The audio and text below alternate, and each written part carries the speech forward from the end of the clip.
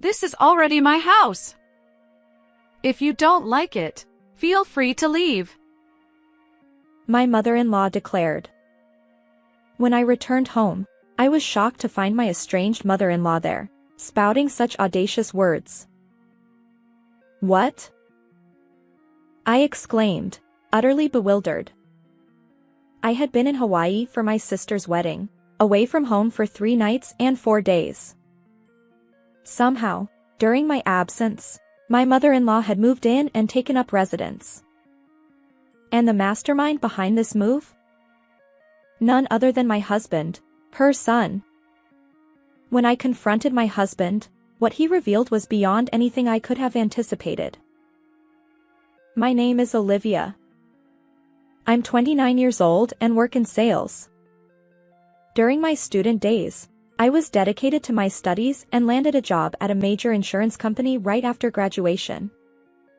People often refer to me as a career woman, and it's true.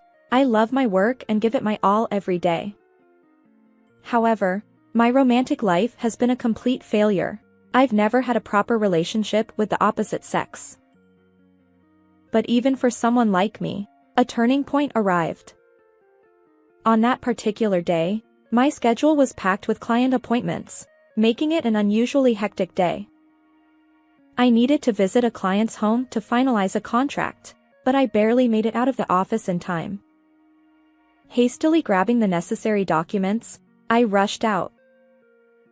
"Can I make it in time somehow?"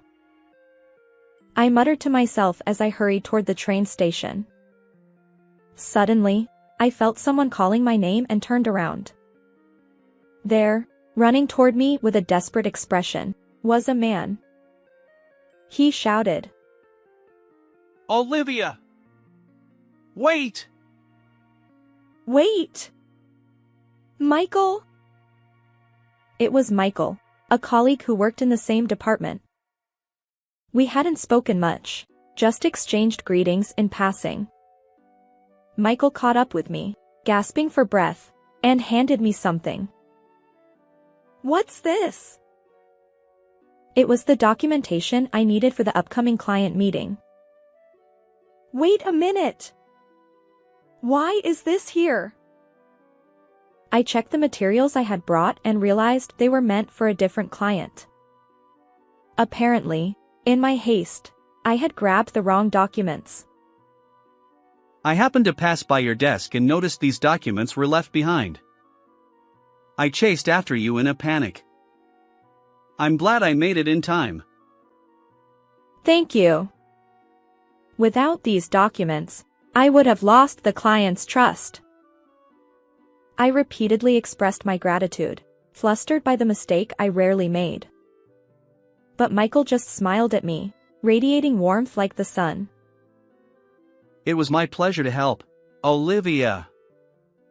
Take care on your way." Thanks to him, I successfully closed the contract that day.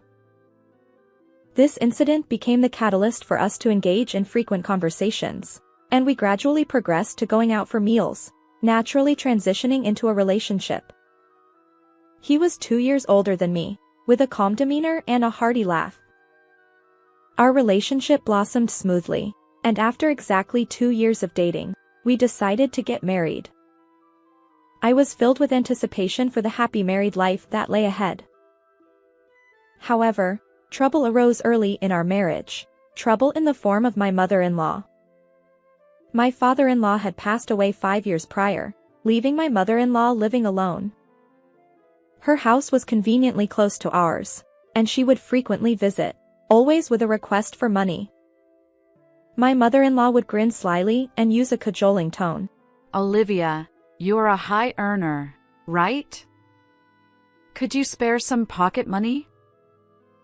While our interactions before marriage had led me to believe she was a reserved and kind person, her true colors emerged as soon as we tied the knot. Despite my repeated refusals, "I can't give you money," she persisted relentlessly, leaving me exasperated. Her spending habits were extravagant. She would use up every penny she had.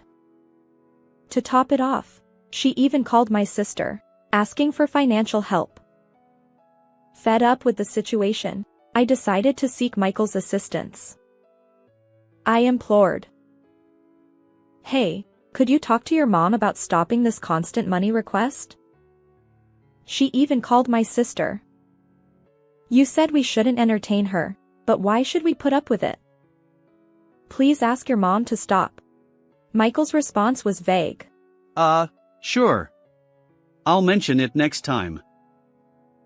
Little did I know that Michael had a soft spot for his mother, a classic case of being a mama's boy. To him, criticizing his beloved mother was probably worse than my mother-in-law. Subsequent attempts to address the issue yielded similar results. Michael's advice was always along the lines of "Mom has her quirks," or "You don't have to give her money, just ignore her." It's as if I'm expected to endure and smile through it all. As expected, he never explicitly conveyed my concerns to his mother. To make matters worse, my mother-in-law nitpicked my housekeeping methods, adding to my frustration.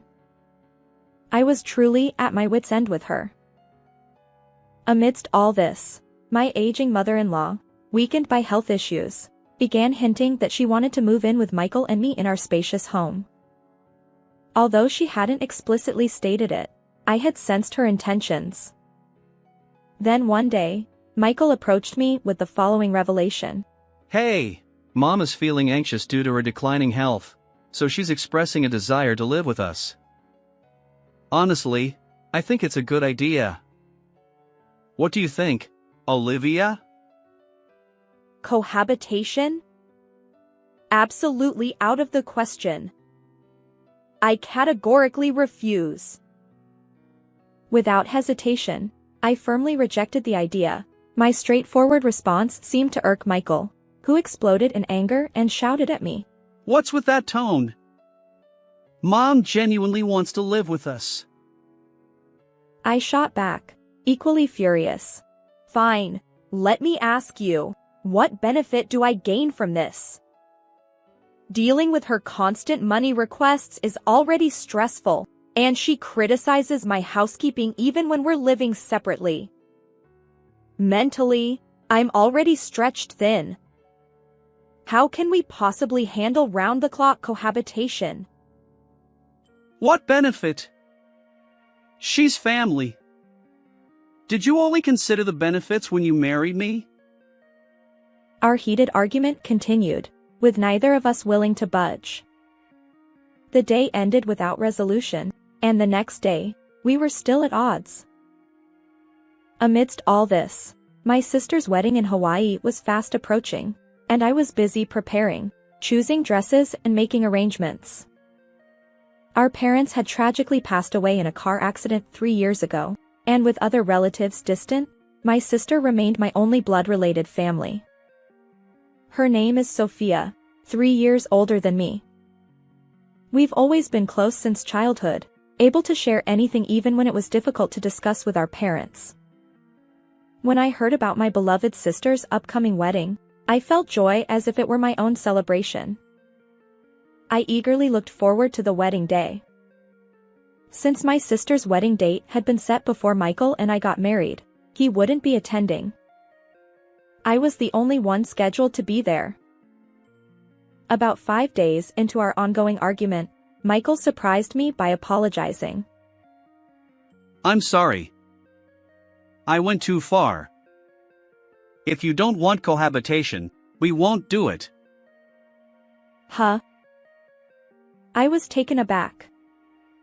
His words brought relief, and I replied, "Thank you. I apologize for being forceful." "Yeah, it's okay. By the way, Sophia's wedding is coming up, right? You'll be in Hawaii for 3 nights and 4 days. Have a great time." His smile warmed my heart, and I responded, "Thanks. I'll take lots of photos and videos." And so, we reconciled, looking forward to my sister's wedding and enjoying peaceful days together. The long-awaited wedding day arrived. The venue, with its large windows overlooking the beautiful Hawaiian Sea, was enchanting. My heart swelled as I watched my sister in her stunning wedding dress, and tears flowed freely as I witnessed her radiant smile. Sophia's husband, David, whom I had met several times before, was a reliable and wonderful person. With David by her side, I knew my sister would be well taken care of. I wholeheartedly celebrated their union. After the wedding, I thoroughly enjoyed sightseeing in Hawaii during my 3-night, 4-day stay. Finally, I returned home. "I'm back," I called out as I opened the front door of our house. To my surprise, there stood my mother-in-law. "Olivia, welcome home," she said, her tone gruff. Were you here?" I stammered. She snorted. "Of course. This is my home now too. Serve me well, won't you?" Her words left me dumbfounded. "What?" I managed to reply, my mind racing. I hurried into the living room, where Michael was lounging on the sofa. "What's going on? Why is your mom here? We agreed not to cohabit." I confronted him. Michael nonchalantly responded, "You're making a fuss. The cohabitation thing was a lie. While you were in Hawaii, I moved her stuff in. From today, the 3 of us will live together." My anger surged. Apparently, Michael had orchestrated his mother's move during my absence, intending to impose cohabitation without my consent. "What's that? You deceived me." Deceived? What's the big deal? It's just an opportunity for you to be filial. After all, you don't have real parents anymore, so why not take advantage of this chance? Michael, who says such things with a smirk, is incredibly off-putting. My mother-in-law joins in, rallying behind. "Exactly. You should cherish me more. How about starting with a massage from me?" That's right, Olivia. From now on, make sure to give Mom her massage every day. Also, about Mom's room, climbing the stairs to the 2nd floor might be difficult, so I'll arrange for her to have the room on the 1st floor. Unable to tolerate their presumptuous conversation, I raised my voice. "Enough. Stop this nonsense. You're both despicable for doing this without my consent." I couldn't hold back my anger as I shouted. Michael scowled and yelled at me. What's with that attitude? From today on, we're living together. If you don't like it, get out. As Michael continued his verbal assault, he added insult to injury. Well, your parents are already in the afterlife, and you don't even have a family home to return to, do you? He laughs mockingly. Upon hearing those words, my feelings toward Michael plummeted to freezing temperatures. "Fine. Let's get a divorce and settle everything," I said quietly. Michael and my mother-in-law burst into laughter. Go ahead and try if you can. Do you even have the guts to get a divorce? You've got nowhere to go, after all. Well, I'm all for divorce too. Besides, you're not even cute. Just because you're good at your job doesn't mean you can act all high and mighty. Michael taunted. My mother-in-law chimed in. Michael's right. You earn money, but you never give me any allowance. You're so rebellious. A wife like you should leave immediately. I had already resolved to cut ties with these people, so I remained silent, ignoring their continued verbal abuse. Taking advantage of my silence, they continued their tirade, but I paid them no mind. Instead, I reached into my bag, pulled out my phone, and made a call to someone. The ringing tone echoed, and I waited patiently for the other end to pick up. Michael, puzzled, asked, "Huh? Who are you calling?" Just as he spoke, the person on the other side answered, and I began my conversation. "Hello, Sophia?" Yes, the person I dialed was my sister, Sophia. Thank you so much for coming to my wedding. Have you made it home? Yeah, I'm back. It was truly a beautiful wedding. Congratulations again. But there's something I've decided. I've been worried about you, so I wanted to tell you right away. As I spoke, both Michael and my mother-in-law watched with bated breath. I've decided to get a divorce from Michael. And about the house. It's too big for just me, and there are no plans for reconstruction. So, I'll take care of the whole property. I declared loudly. My announcement left Michael and my mother-in-law in shock. "What?" They exclaimed. Sophia, delighted by my decision, assured me. If there's anything I can do to help, just let me know. I thanked her and hung up the phone. At that moment, Michael hurled insults at me. "What the hell are you saying? Are you planning to bulldoze the entire property? Ridiculous!" My mother-in-law chimed in. Exactly. Besides, isn't Michael the legal owner of both the land and the house? You can't just decide something like that on your own. Caught off guard by my mother-in-law's words, Michael stammered. Well, that's..." Ignoring their puzzled expressions, I asserted firmly. There seems to be a misunderstanding. I am the legal owner of this house and the land. What? Wait, that can't be true. Michael told me he was the owner. She looked at Michael, seeking confirmation. Right? You are the owner, aren't you? Michael remained silent, avoiding eye contact. I addressed him quietly. Michael, I suspected as much. You've been lying to your mom about being the owner. Why would you do that? Frustrated, Michael blurted out. "Because you earn more than I do.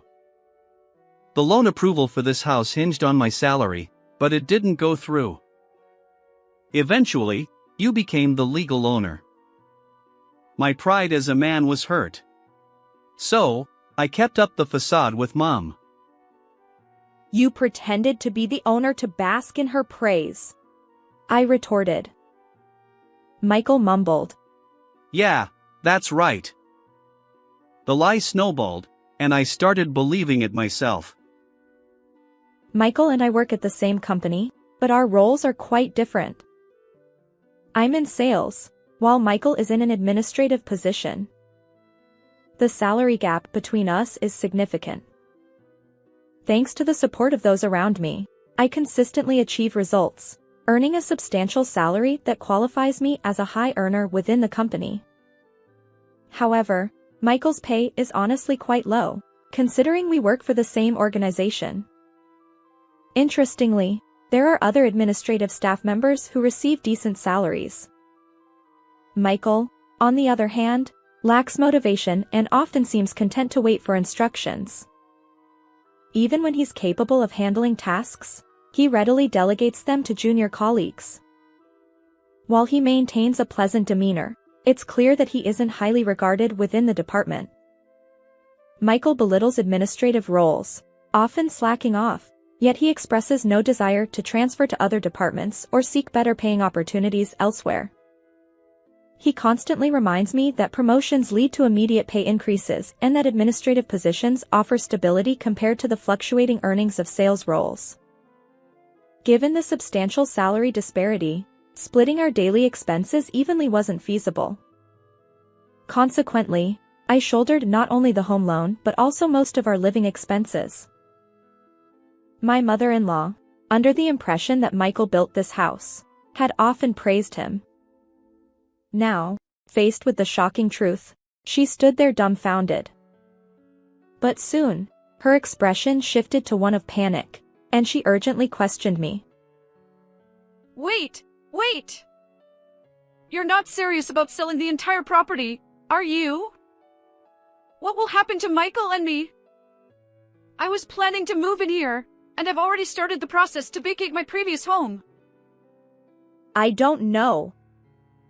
Michael and I are getting a divorce, so we're no longer family. As for the future, that's something you and Michael will have to figure out. My cold response left Michael clinging to me. Desperation etched on his face. He pleaded. Let's reconsider the divorce. I messed up earlier. Got carried away. Olivia, I need you. Divorce is out of the question. Perhaps finally sensing the gravity of his situation, he clung to me. But I sighed heavily. Do you think an apology erases everything? I can't continue as your wife. I don't even want to see your face. For now, I'll stay at a hotel, but rest assured, I'll proceed with selling the house and land. As I spoke, both of them turned pale, trembling. I'll give you some time to move out. You can't do it overnight.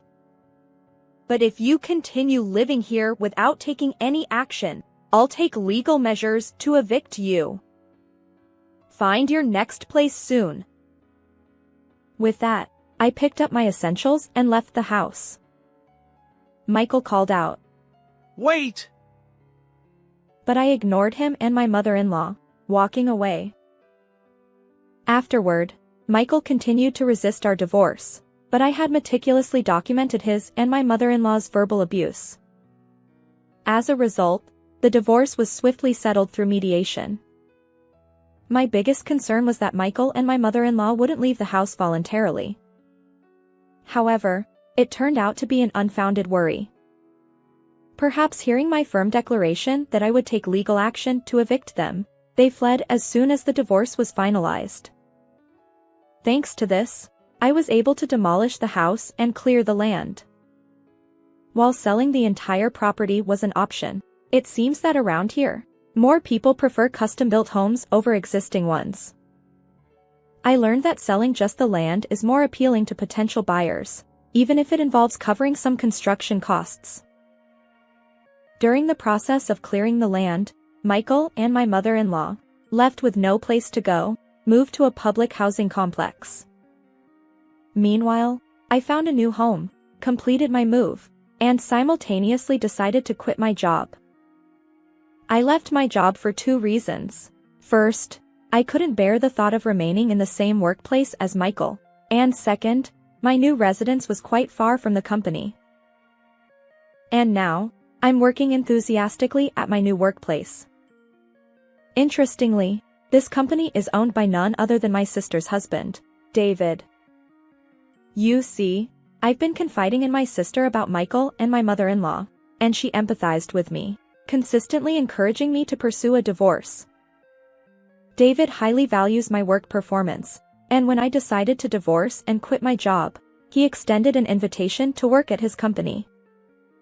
So, I've officially been headhunted by David's company. Like my previous workplace, David's company also deals with insurance. It's what you'd call a competitor in the industry. I've been diligently working there, achieving more and more success.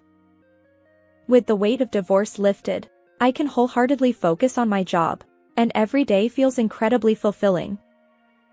David expressed his gratitude, saying, Having you join our company, Olivia, has been fantastic. Your reputation with clients is outstanding, and you keep securing contracts one after another. Thank you so much. His praise only fueled my determination, and I continue to work diligently day by day. It seems that my reputation has also reached my previous company. Realizing they let go of a talented employee, the company is now desperate to recover. Although it's an industry with frequent job changes, Michael's situation, leaving due to marital issues, has made him a pariah among colleagues. As Michael became isolated, his inability to perform work efficiently became evident. While he had previously excelled at pretending to work with his cheerful demeanor and personality, without those traits, he revealed himself as a mediocre mid-level employee lacking motivation and initiative. The tasks he could handle dwindled rapidly, and he became even more isolated. Unable to withstand the judgmental glances from everyone, Michael finally resigned. Despite considering a job change to administrative roles, it didn't go smoothly for him. I learned from former colleagues that he and my mother-in-law are now living a frugal life together. My mother-in-law seems to have started working part-time, but being inherently lazy, she didn't quite understand the concept of working in society. She'd casually skip work without notice, and unsurprisingly, she was promptly fired.